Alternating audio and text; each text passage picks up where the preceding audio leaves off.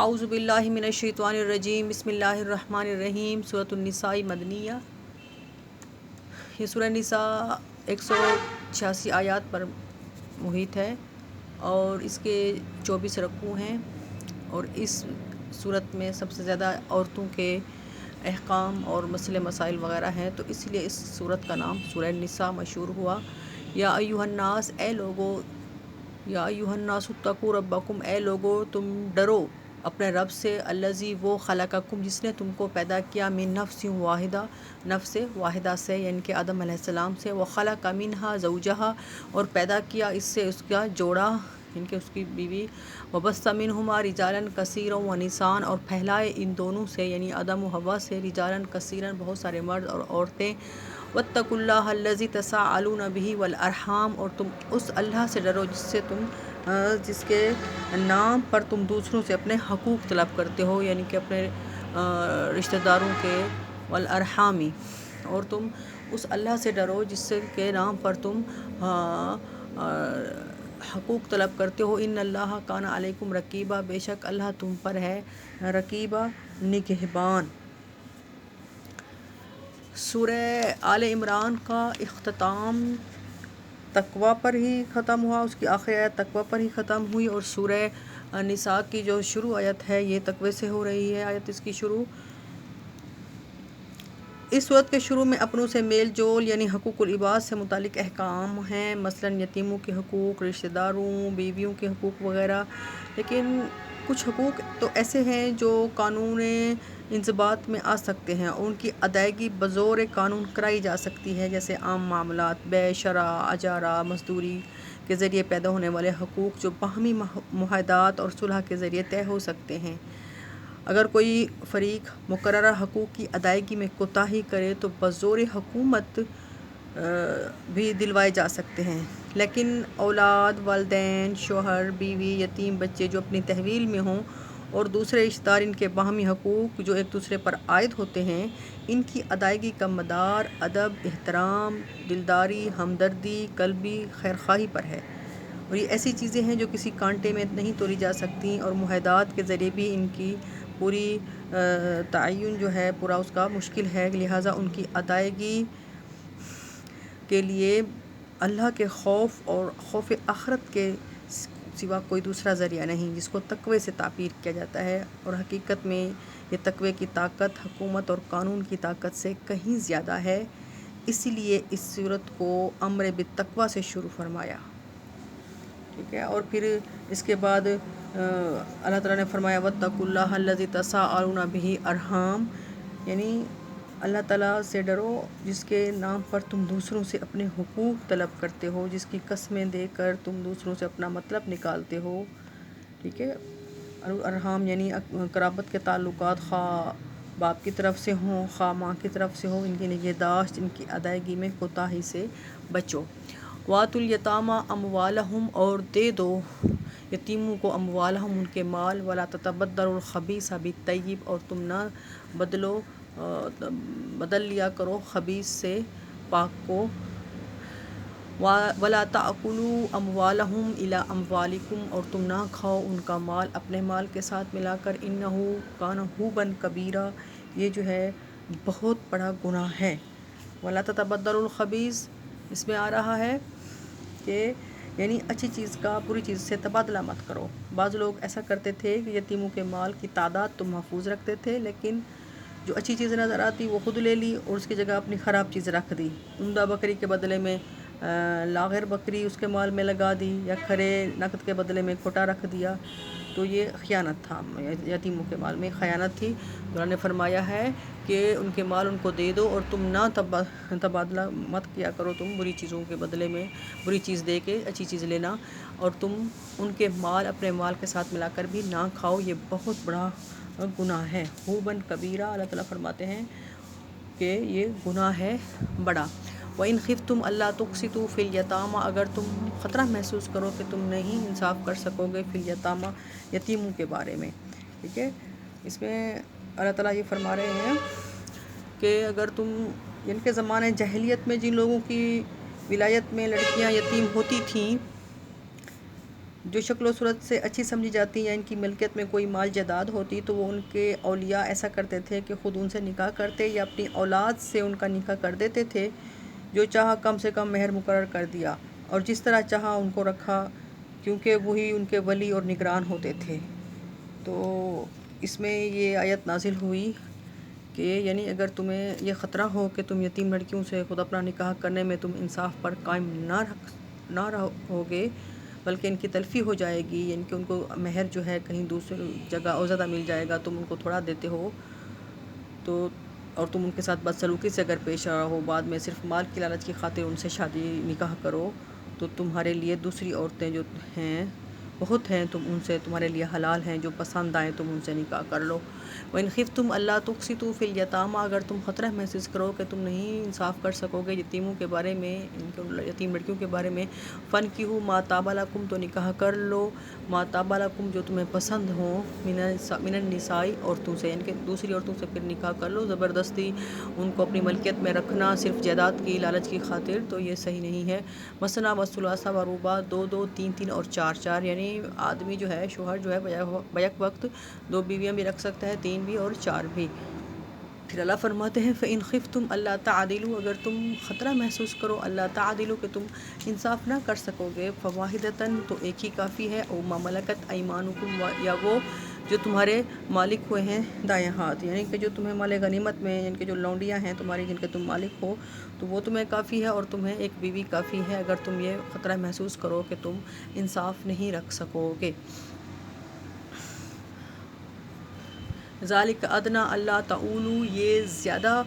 قریب ہے اللہ تعولوا کہ تم جھک نہ پڑو، یعنی کہ اگر تمہاری 2 بیویاں 3 یا 4 ہیں، اگر تم کسی ایک کی طرف ہی جھکے جا رہے ہو اور دوسروں کو ایسے ہی چھوڑ دیا ہوا ہے، تو اس سے بہتر ہے کہ ان کے ساتھ حد زیادتی نہ ہو، ظلم نہ ہو، تو اس سے بہتر ہے کہ تم ایک ہی بیوی رکھو۔ یعنی مرد اس میں ہے کہ مرد کو ایک ہی وقت میں 4 نکاح کی اجازت ہے، لیکن یہ چیز فرض نہیں ہے مرد پر، نہ واجب، جائز ضرور ہے، لیکن اگر وہ یہ خطرہ محسوس کرے کہ وہ نہیں انصاف رکھ سکے گا، تو پھر اس کے لیے واحدتاً ایک ہی بیوی یا وہ لونڈی جو اس کو مال غنیمت میں آئی ہوئی ہے، تو اللہ تعالیٰ فرماتا ہے یہ زیادہ قریب ہے کہ تم جھک نہیں پڑو گے ایک ہی طرف۔ وَآتُوا النِّسَاءَ صَدُقَاتِهِنَّ نِحْلَةً، اور تم دے دو نساء عورتوں کو، یعنی کہ بیویوں کو، صدقاتہن ان کے مہر، اور عورتوں کو ان کے مہر دے دو تم نحلتاً خوشی سے، یعنی جو ان کا حق مہر مقرر ہوا ہے تم ان کو خوشی خوشی سے دو، دل کی رضا سے، نحلتاً دلی خوشی سے دو، یہ تاوان سمجھ کر یا بوجھ سمجھ کر نہیں، ان کو ان کے نکاح جو مہر ہے، حق و مہر جو ہے وہ ان کو خوشی سے دے دو۔ زمانہ جاہلیت میں جو ان کا مہر ہوتا تھا یا ولی رکھ لیتا تھا، یا جو شوہر ہے پھر اس کو دیتا نہیں تھا، تو اللہ تعالیٰ فرماتا ہے فَإِن طِبْنَ لَكُمْ عَنْ شَيْءٍ مِّنْهُ نَفْسًا، فَإِن طِبْنَ، بس اگر وہ خوشی سے چھوڑ دیں، لکم تمہارے لیے، عن شیء کچھ، منہ اس سے کچھ خوشی سے چھوڑ دیں، کچھ چھوڑیں یا سارا چھوڑیں، تو اللہ تعالیٰ فرماتے ہیں نفساً، وہ اپنی دل سے اور خوشی سے اگر وہ چھوڑ دیں، حق مہر مقرر ہونے کے بعد وہ تمہیں معاف کر دیں سارا یا کچھ حصہ معاف کر دیں، فَكُلُوهُ، تو تم اس کو کھاؤ، ہنیًا مریٰ، مزیدار اور خوشگوار سمجھ کر پھر تم اس کو کھا سکتے ہو۔ وَلَا تُؤْتُوا السُّفَهَاءَ أَمْوَالَكُمُ الَّتِي، اور تم نہ دو، ٹھیک ہے، تم نہ دو سفہاء بے وقوفوں کو، بے عقل کو، اموالکم ان کے مال، التی وہ جو جعل اللہ لکم جو بنایا ہے اللہ نے تم کو، ان کا قیاماً، اللہ طرف فرماتے ہیں قیاماً، سہارا، وارزقوہم، ان کو کھلاؤ اس سے، فیہا اس مال سے، وکسوہم ان کو پہناؤ، وقولوا لہم قولا معروفا، اور کہو ان کو بات بھلی۔ یہ ان یتیموں کے بارے میں بات ہو رہی ہے کہ جن کے یتیم، وہ جس کا باپ فوت ہو جائے کم عمری میں، تو وہ یتیم کہلاتے ہیں۔ اللہ تعالیٰ فرماتے ہیں کہ وہ جب بے عقل ہوں، ان کو سینس نہ ہو، پورے شعور نہ رکھتے ہوں، تو ان کا مال اس حالت میں ان کو نہ لوٹا جب تک کہ وہ شعور میں نہ آ جائے، ٹھیک ہے، ان کے مال نہ ان کو لوٹاؤ بے وقوفوں کو، کیونکہ وہ ضائع نہ کر دے، اس کو بیچ بوچھ کے کھا پی ختم کر دے گا، کیونکہ تم کو اللہ نے ان کا سہارا بنایا ہے، تو تم جب تک وہ چھوٹے ہیں ان کو کھلاتے رہو اسی مال سے، اور ان کو پہناتے رہو، یعنی کہ انہی کے اس مال سے تم پہناتے بھی رہو، ان کو کھلاتے بھی رہو، اور ان سے قولوا لہم قولا معروفا، اور ان سے بات رکھنی ہے، بات کرنی ہے، بات بھلی، یعنی کہ ان کو حسن سلوک سے ان کے ساتھ پیش آنا ہے۔ وَابْتَلُوا الْيَتَامَىٰ حَتَّىٰ إِذَا بَلَغُوا النِّکَاحَ، اور تم آزماتے رہو یتیموں کو، ان کے جو یتیم بچے ہیں تم ان کی آزمائش کرتے رہو، حتیٰ اذا بلغوا النکاح، حتیٰ کہ جب وہ پہنچ جائے نکاح کی عمر کو. یعنی کہ اس میں یہ بات آ رہی ہے کہ بالغ ہونے سے پہلے ہی چھوٹے چھوٹے معمولی معاملات، خرید و فروخت ان کے سپرد کر کے ان کی صلاحیت کا امتحان لیتے رہو، یہاں تک کہ جب وہ نکاح کے قابل یعنی بالغ ہو جائیں تو اب خاص طور سے اس کا اندازہ لگاؤ کہ وہ اپنے معاملات میں ہوشیار ہو گئے ہیں. جب ہوشیاری محسوس کر لو تو تب ان کے جو ہے مال ان کے سپرد کر دو. فَإِنْ آنَسْتُم مِّنْهُمْ رُشْدًا، جب ان سے آنستم تم جان لو، پا لو، منہم ان سے رشدن ہدایت، ان کے تم ان کو ہوشیار پا لو کہ اب وہ صحیح عقل مند شعور میں آ چکے ہیں، صلاحیت ہے ان میں، تو فَادْفَعُوا إِلَيْهِمْ، تو دے دو ان کو، الیہم ان کے حوالے کر دو، اموالہم ان کے مال. ٹھیک ہے نا. اللہ تعالیٰ اس آیت میں فرما رہے ہیں کہ آزماتے رہو یتیموں کو یہاں تک کہ وہ پہنچے نکاح کی عمر کو، اور اگر تم ان میں پاؤ صلاحیت تو ان کو ان کے مال جو ہیں دے دو. وَلَا تَأْكُلُوهَا، اور تم نہ کھاؤ ان کا مال اسرافاً ضرورت سے زیادہ، وَبِدَارًا، اور جلدی جلدی، ان یکبروا، کہ وہ بڑے ہو جائیں گے، یعنی کہ ان کے بڑے ہونے سے پہلے ان کا مال جلدی ختم کرنا اور اسراف کے ساتھ ختم کرنا تو یہ صحیح نہیں ہے. اللہ تعالیٰ فرماتے ہیں کہ بڑے ہونے کا خطرہ ہے کہ ان کے بڑے ہونے سے پہلے ہم سارا کچھ کھا پی لیں، تو اس طرح نہ کرو. وَمَنْ كَانَ غَنِيًّا، اور جو ہو تم میں دولت مند، فَلْيَسْتَعْفِفْ، چاہیے کہ وہ بچتا رہے. یعنی جو کفیل ہے، جو کفالت کر رہا ہے، ولی جو ہے، تو اس کو یہ زیب نہیں دیتا کہ جو یتیم کا مال ہے، کیونکہ پیچھے آیت میں آ چکا ہے کہ وَارْزُقُوهُم مِّن فِيهَا وَاكْسُوهُم، ان کے اسی مال سے ان کی پرورش کرو، ان کو کھلاؤ پلاؤ، ان کو کپڑے پہناؤ. تو اس میں یہ ہے کہ ولی ہونے کی حیثیت سے اگر وہ ٹائم کا، خدمت کا عوض، یعنی کہ اس میں سے کچھ کھانا چاہ رہا ہے، تو جو غنی ہے تو اس کو یہ زیب نہیں دیتا کہ وہ اس خدمت کا عوض لے. لیکن جو فقیر ہے، غریب ہے، تو وہ تھوڑا بہت یعنی کہ اس میں سے حسب ضرورت جو ہے وہ کھا سکتا ہے، لیکن غنی جو ہے وہ بالکل جو ہے وہ اس سے بچے. اور اس یتیم کا مال جو بالکل ختم کر دینا یہ تو ہرگز ہی جائز نہیں ہے. وَمَنْ كَانَ غَنِيًّا، اور جو ہو دولت مند، فَلْيَسْتَعْفِفْ، چاہیے کہ وہ بچتا رہے، وہ یعنی کہ اس کے مال سے نہ کھائے بالکل بھی. وَمَنْ كَانَ فَقِيرًا، اور جو ہے غریب، تنگ دست ہو، غریب ہو، فَلْيَأْكُلْ بِالْمَعْرُوفِ، چاہیے کہ وہ کھائے دستور کے مطابق، بھلے طریقے کے ساتھ، یعنی کہ ضرورت کے مطابق اگر اس کو ہے، وہ اپنے خدمت کا صلہ یا اس طرح کا وہ اگر کر رہا ہے تو بہت کم، یعنی کہ اس سے وہ اگر کھائے تو دستور کے مطابق وہ کھا سکتا ہے، یعنی کہ ختم کر دے سارا، وہ بھی غریب کے لیے، جو غریب اس کا ولی اگر ہو تو. فَإِذَا دَفَعْتُمْ إِلَيْهِمْ أَمْوَالَهُمْ، جب تم ان کے حوالے کرو، ان کی طرف ان کے مال، غریبوں کے مال یعنی یتیموں کے مال جب حوالے کرو ان کے، کچھ بھی ہو، کچھ بھی فارم میں ہے وہ، تو اللہ تعالیٰ فرماتا ہے فَأَشْهِدُوا عَلَيْهِمْ، تو ان پر گواہ کر لو. وَكَفَىٰ بِاللَّهِ حَسِيبًا، اور کافی ہے اللہ تعالیٰ حسیبہ، حساب لینے والا. اللہ کافی ہے حساب لینے والا. اگر تم نے کمی کوتاہی کی ہے تو اللہ پھر تم سے پوچھے گا. لِلرِّجَالِ نَصِيبٌ مِّمَّا تَرَكَ الْوَالِدَانِ وَالْأَقْرَبُونَ، لِلرِّجَالِ، مردوں کے لیے، نصیب، حصہ مقرر ہے، حصہ ہے، مما، اس سے، تارکا، جو چھوڑ گئے، والدانی، والدین، والاقربون، اور قرابت دار. وَلِلنِّسَاءِ، اور عورتوں کے لیے بھی نصیب، حصہ ہے، مما، اس سے، تارک الوالدانی، جو چھوڑ گئے اس کے والدین، ماں باپ، والاقربون، یا قرابت دار. مما قل منہ او کثر، اس سے جو قل وہ تھوڑا ہو، او کثر یا زیادہ، یعنی جو ترکہ ہے وہ زیادہ ہے یا تھوڑا ہے، اللہ نے مقرر کر دیے ہیں. مردوں کے لیے بھی حصہ ہے اور عورتوں کے لیے بھی حصہ ہے، ان کے جو والدین چھوڑ گئے ہیں یا قرابت دار. قرابت دار سے مراد وہ انسان جس کی جو صاحب اولاد نہیں ہے، اس کی جائیداد وغیرہ کچھ اس طرح کا ہے ترکہ، تو اس کے جو ہیں وارث، وہ اس کے قریبی رشتہ دار ہوں گے. اور اسی طرح عورت کے لیے بھی اللہ نے حصہ مقرر کر دیا ہے، اس کے ماں باپ کے ترکے سے جو چھوڑ جائیں، اور اس کے قریبی رشتہ دار، مطلب وہ انسان جس کی اولاد نہیں ہے، وہ فوت ہوا ہے، تو اس کے بہن بھائیوں کا جو ہے اس کا حصہ ہے. اللہ تعالیٰ فرماتے ہیں مما قل منہ او کثر، بے شک والدین یا قرابت دار چھوڑ جائیں، قل منہ، خواہ وہ تھوڑا ہو یا زیادہ، یعنی اگر وہ جو چیز چھوڑی جا رہی ہے، جو انسان مر رہا ہے، بے شک اس کے گھوڑے، اونٹ، جانور،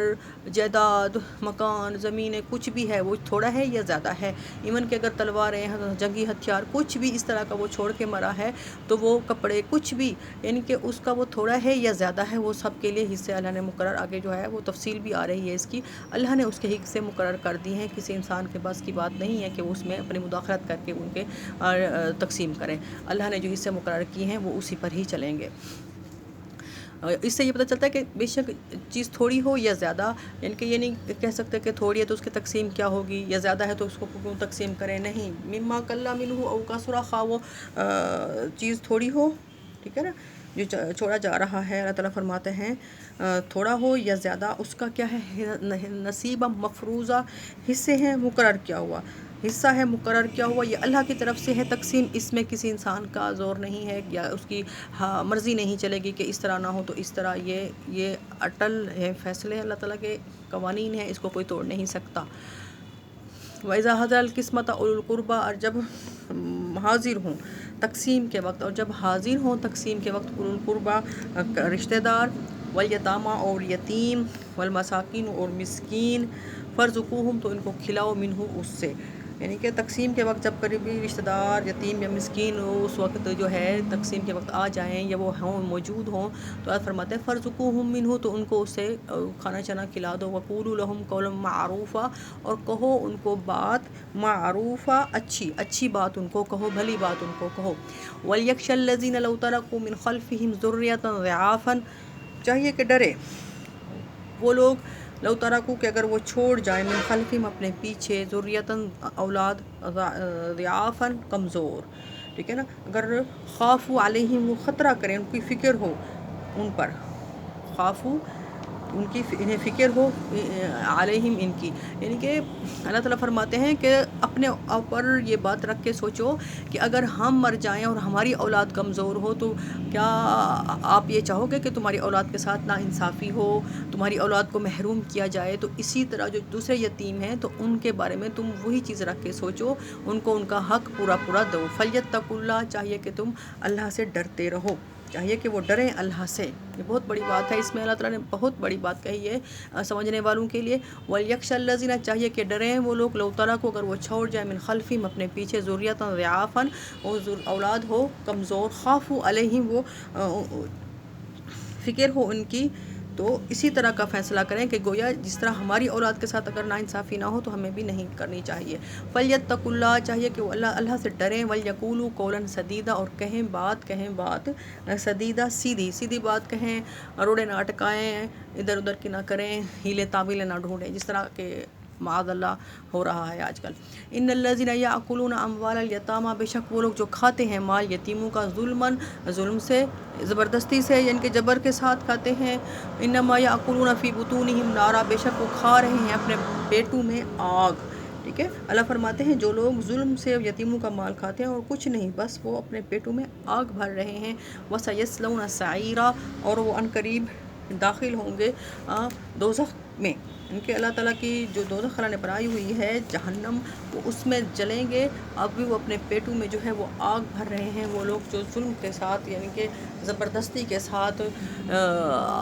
جبر کے ساتھ وہ یتیموں کا مال کھا رہے ہیں، ان کو کمزور اور نتواں سمجھ کر ان پر حاوی ہو چکے ہیں. تو اللہ تعالیٰ فرماتے ہیں وہ یہ نہ سمجھیں کہ ان کو یہ ڈھیل ہے، ان کو یہ چھوٹ دی گئی ہے، یہ ان کے لیے